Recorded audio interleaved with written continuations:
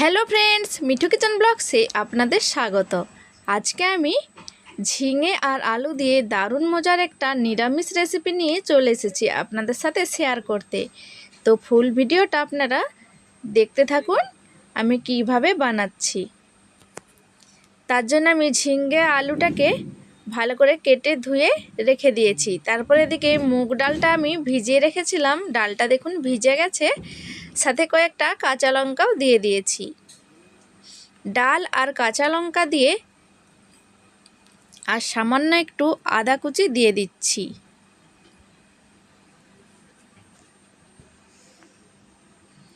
দিয়ে সামান্য তারপরে জল দিয়ে আমি ডালটাকে প্রথমে বেটে নেব। ডালটা বেটে নিয়েছি, একটা বাটির মধ্যে আমি ট্রান্সফার করে নিচ্ছি।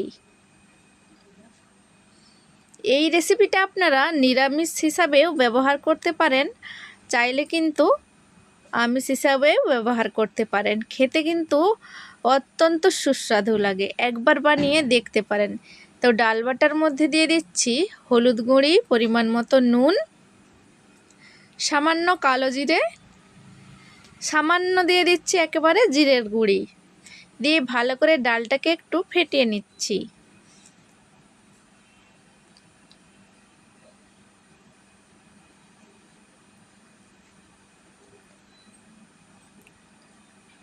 তো ডালটা আমি ভালো করে ফেটিয়ে নিয়েছি।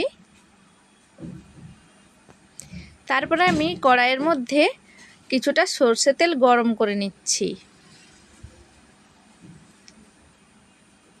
সরষে তেলটা গরম হয়ে গেছে। এইবার আমি মুগ ডালটাকে এইভাবে করে আমি বড়ার আকারে শেপ দিয়ে ভেজে নিচ্ছি।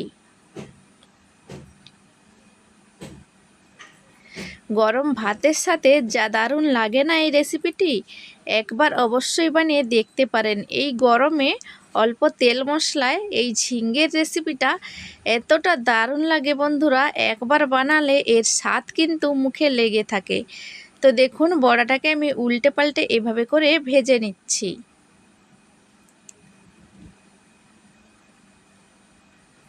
বড়াটা খুবই নরম হয়েছে, ভেতর থেকে খুবই স্পঞ্জি হয়েছে।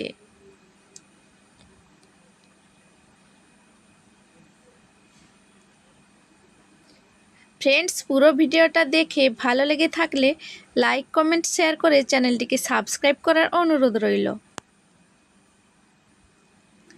তো বড়াগুলো আমার উল্টে পাল্টে এভাবে করে সোনালি করে ভেজে নিয়েছি।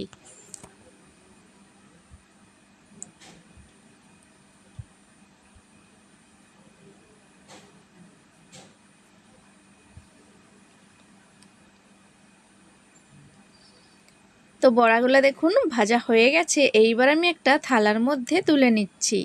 তেলটাকে ঝাড়িয়ে তুলে নিতে হবে। চাইলে কিন্তু আপনারা নিরামিষ হিসাবে ব্যবহার করতে পারেন। আমি এখানে একটা পেঁয়াজ কুচিয়ে নিয়েছি আর একটা কাঁচা লঙ্কাকে চিড়ে নিয়েছি। তো এই তেলের মধ্যে আর একটু তেল দিয়ে দিচ্ছি একটা শুকনো লঙ্কা, দুটো তেজপাতা ফোড়ন আর 5 ফোড়ন দিয়ে দিয়েছি। তারপরে পেঁয়াজ কুচি আর সেই চেরার কাঁচা লঙ্কাটাকে দিয়ে একটু ভেজে নিয়েছি। তারপরে ঝিঙে আর আলুটাকে এভাবে করে দিয়ে দিচ্ছি, দিয়ে একটু তেলের মধ্যে ভেজে নেব ঝিঙে আলুটাকে। চাইলে আগে থেকেও ভেজে নিতে পারেন, কিন্তু একসাথে এক সময় যদি একটা সবজি রান্না করা হয় তার স্বাদ কিন্তু দ্বিগুণ বেড়ে যায়। তো আমি এরই মধ্যে ঝিঙ্গে আলুটাকে একটু তেলের মধ্যে ভেজে নিয়েছিলাম।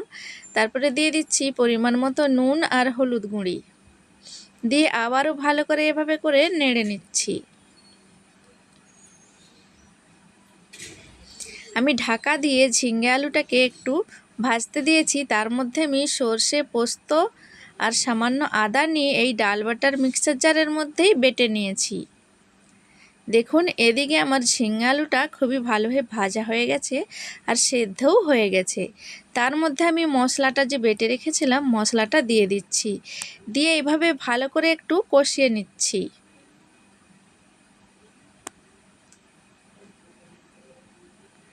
দিয়ে দিচ্ছি লঙ্কার গুঁড়ি আর সামান্য চিনি, চিনিটা অবশ্যই দিতে হবে, দিলে স্বাদটা ভালো হয়।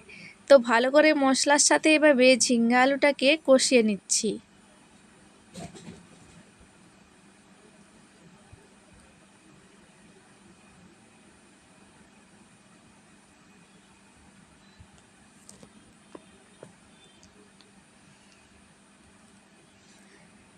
ঝিঙে আলুটা কষানো হয়ে গেছে।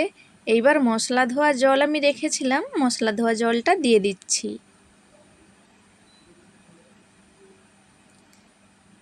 যতটা আপনারা ঝোল রাখবেন সেই হিসাবে কিন্তু জলটা দিতে হবে।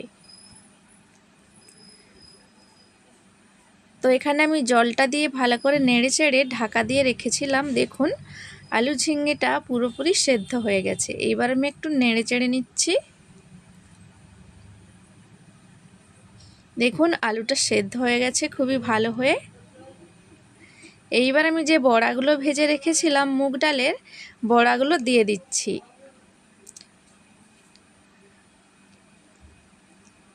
বড়াগুলো দিয়ে ভালো করে এভাবে নেড়ে চেড়ে নিতে হবে।